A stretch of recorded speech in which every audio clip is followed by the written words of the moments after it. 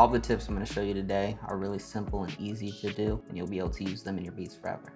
This first trick was used by BNYX on the song I Don't Give a F***. It's a family channel. And it's really fucking easy to do. Really just requires you to pick like 1 or 2 notes. So let's take this 808 pattern right here.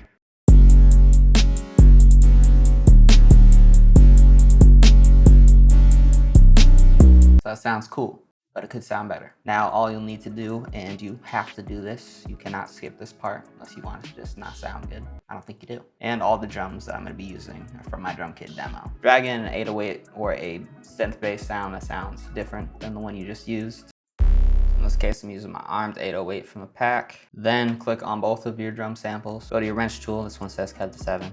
And this one also says cut to 7, so they need to be cut by the same thing. Otherwise, it's gonna sound like shit, okay? It's gonna sound like shit.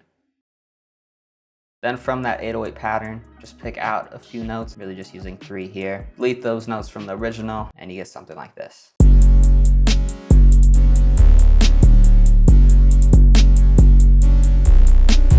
Now this next trick that I'm going to show you is great for creating moments. And this can actually be done through reversing, which of course you can just take a loop and reverse it.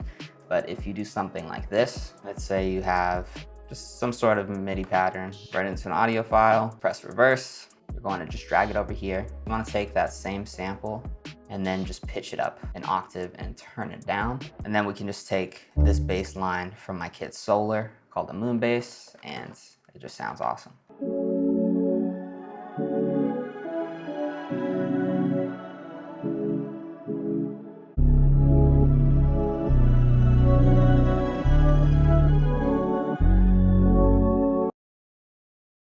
I'm assuming you like free stuff. In the description, this full loop is going to be available for a free download. It's not royalty free though, but at least you can download it, grab the MIDI, play around with it, and then maybe we can collab on something.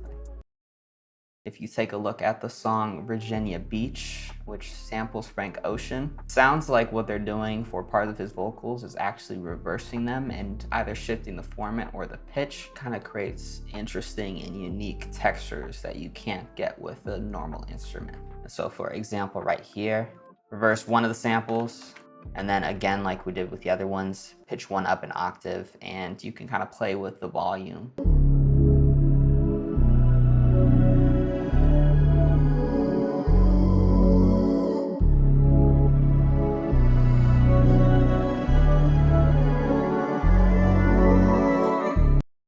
Last tip of the day, and if you've watched any Drake tutorial, when I say it, you might be like, oh shit, I know this one. I'm gonna leave. Well, don't leave. I'll show you a different way you can use it. That's going to save you a lot of time and just make using samples, etc. a lot easier. You have 2 options basically. One, if you have like a loop sample or just part of the beat you want to do this with, you can basically just use a regular EQ and do something like this. But go like around here to 2000 hertz, 3000 hertz, etc. That kind of gives it like that underwater effect. But if you have FL, and I think this just sounds a little bit better, you just click on your loop and then go to edit an audio editor, click on the sample rate, go right here. I usually do 2000 to 3000. 2000 deletes a lot more of like the higher frequencies, and 3000 a little bit less. Click resample, tempo seek, and accept.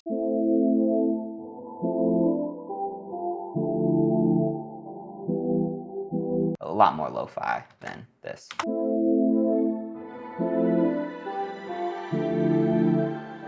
Now, let's say you're making a beat, you've chopped up a sample, can't figure out another chop for the chorus. If you just do this for part of it, where you kind of cut out all the highs, and then the other part you just leave it like normal, you can pretty much have a verse and a chorus very easily.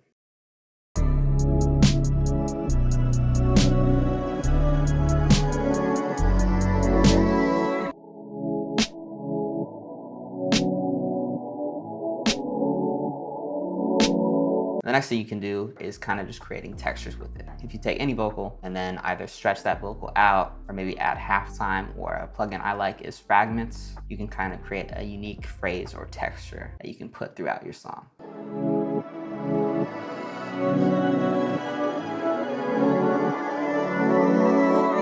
But yeah, that's it. Make sure to subscribe. Check out this video. I'll see you soon. Peace.